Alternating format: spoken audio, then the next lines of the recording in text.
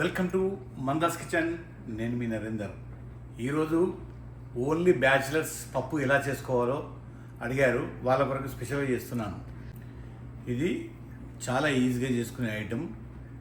పెసరపప్పు, కందిపప్పు రెండు మిక్స్ చేసి, అంటే పప్పులను ఏ పప్పునైనా మిక్స్ చేసుకోవచ్చు. వట్టి పెసరపప్పు చేసుకోవచ్చు, వట్టి కందిపప్పు చేసుకోవచ్చు, ఇంకా మైసూర్పప్పు చేసుకోవచ్చు. కాకపోతే రెండు కాంబినేషన్లో ఈజీగా చేసుకునేది. అంత కుక్కర్లోనే మొత్తం కుక్కర్లో వేసేసుకొని డైరెక్ట్ కుకింగ్ చేసుకొని తర్వాత కొంత పోపు వేయడమే.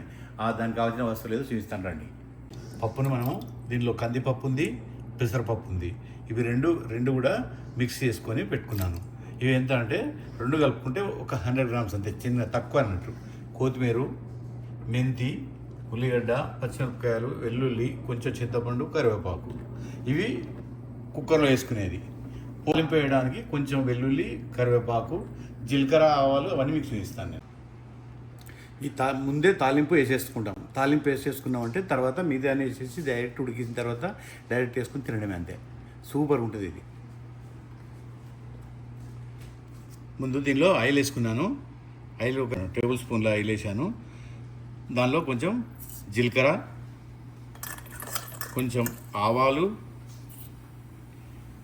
కొంచెం మినపప్పు, కొంచెం పసుపు, ఒక 2-3 అంటే 5-6 పీసులు ఉంటాయి అంతే మెంతులు, తర్వాత ఎండుమిరపకాయలు ఒక 2-3 పీసులు. దీన్ని మొత్తం మంచిగా ఇట్లా గోలిచ్చేసి, ఇప్పుడు కొంచెం మనం వెల్లుల్లి కూడా కట్ చేసుకున్నాం కదా, ఈ కట్ చేసిన వెల్లుల్లిని దీంట్లోనే ఫ్రై చేసుకుందాం. దీంతోపాటు కరివేపాకు కూడా కట్ చేసాం కదా, ఇది కరివేపాకు కూడా వేసుకుందాం. దీంతోపాటు మనము మేతి, ఇది నూనెలో గోలియాలి ముందు. ఇది గోలిస్తే సూపర్ వస్తానండి. ఇది చాలా బాగుంటుంది. ఇది దీంతో టేస్ట్. ఇది గోలింది కదా, ఇది గోలిన తర్వాత దీనిలో ఈ విధంగా గోలింది కదా, ఇప్పుడు దీనిలో కొంచెం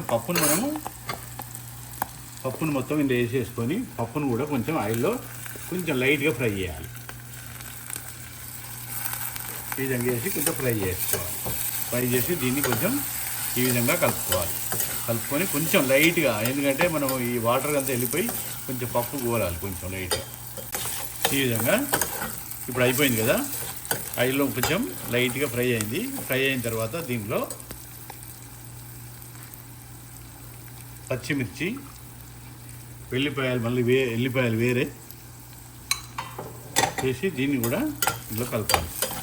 కలుపుకున్న తర్వాత దీనిలో కొంచెం ఆనియన్ కూడా వేసుకోవాలి. ఒక ఆనియన్ వేసాను. ఒక ఆనియన్ వేసుకొని దీన్ని కూడా దీనిలో కలుపుకోవాలి మంచిగా. ఈ విధంగా కలుపుకొని మళ్ళీ సెకండ్ టైం మళ్ళీ కరివేపాకు, ఎందుకంటే ఫస్ట్ నూనెలో గోలిన తర్వాత దాని టేస్ట్ చేంజ్ ఉంటుంది. మళ్ళీ కరివేపాకు వేసామనుకోండి, దీనికి మంచి స్మెల్ వస్తుంది దాంతో. అందుకొరకే స్పెషల్గా 2 టైమ్స్ చేస్తున్నాను దీన్ని. చాలా టేస్ట్గా, చాలా స్మెల్ వస్తుంటుంది ఇది, ఈ కరివేపాకు మళ్ళీ సెకండ్ టైం. అంతా అయిపోయింది కదా, దీనిలో ఇప్పుడు కొంచెం నానబెట్టుకున్న చింతపండు ఉంది కదా, ఆ చింతపండు కూడా ఇందులో వేసేస్తున్నాం. వేసుకొని దీన్ని మంచిగా కలిపేసి ఇప్పుడు దీనిలో కొంచెం వాటర్ పోసేసి దీన్ని పప్పును మొత్తం ఉడకబెట్టేద్దాం. సూపర్గా ఉడికిన తర్వాత అంటే ఒక 2 విజిల్ వస్తే సరిపోతుంది. దీనికి first 1 teaspoon salt, 1.5 teaspoon salt,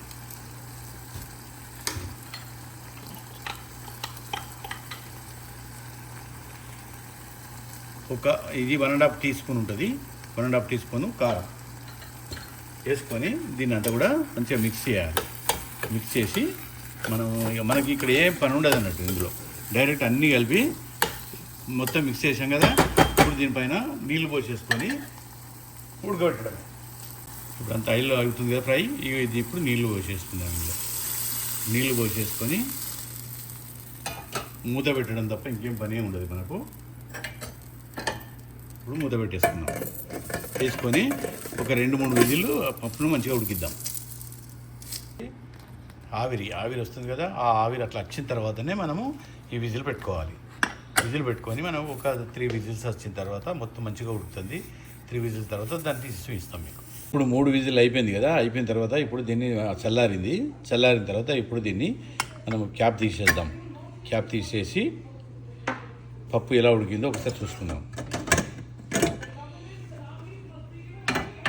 పప్పు సూపర్గా ఉడికింది కదా, సూపర్గా ఉడికింది చూడండి. ఇప్పుడు దీనిలో మనం కొంచెము గరం మసాలా వేసుకుందాం. దీనిలో ఒక half teaspoon garam masala వేసుకొని దీనిలో కొత్తిమీర వేసుకొని మిక్స్ చేసుకుందాం. దీంతో సూపర్గా ఉంటుంది అన్నట్టు. ఇది పప్పు స్మెల్ మంచిగా వస్తుంది. ఇట్లా రావాలి స్మెల్. దీనిలో అంటే ఇట్లా కూడా చేసుకొని తినొచ్చు. దీనిలో కొంతమంది నెయ్యి తినే వాళ్ళు ఉంటే దీనిలో కొంచెం నెయ్యి మిక్స్ చేసుకొని తినండి. ఆహా, అదిరిపోద్ది అనుకోండి. ఇప్పుడు ప్లేట్లో సర్వ్ చేసుకుందాం. ఇది మంచి టేస్టీ పప్పు, పెసరపప్పు కందిపప్పు రెండు మిక్స్. ఇది సూపర్. చూసారుగా పప్పు ఎలా వచ్చిందో, సూపర్ వచ్చింది. దాని టేస్ట్ కూడా సూపర్గానే ఉంటుంది. మీరు తిని ఎంజాయ్ చేయండి. ఇది ప్రోటీన్ రిచ్ అన్నట్టు. ప్రోటీన్ మంచిగా కావాలనుకునే వాళ్ళు ఈ పప్పులు వేసుకొని తింటే ప్రోటీన్ ఉంటుంది, బలం ఉంటుంది. పప్పు తిన్న వెజిటేరియన్ అన్నట్టు కూడా ఉంటుంది. చాలా బాగుంటుంది ఇది. ఈ వీడియో మీకు నచ్చినట్టయితే లైక్ చేయండి, షేర్ చేయండి, సబ్స్క్రైబ్ చేయండి. మళ్ళీ మంచి వీడియోతో మీ ముందుకు వస్తాను. అంటిల్ దెన్ సైన్ అప్ మీ నరేందర్.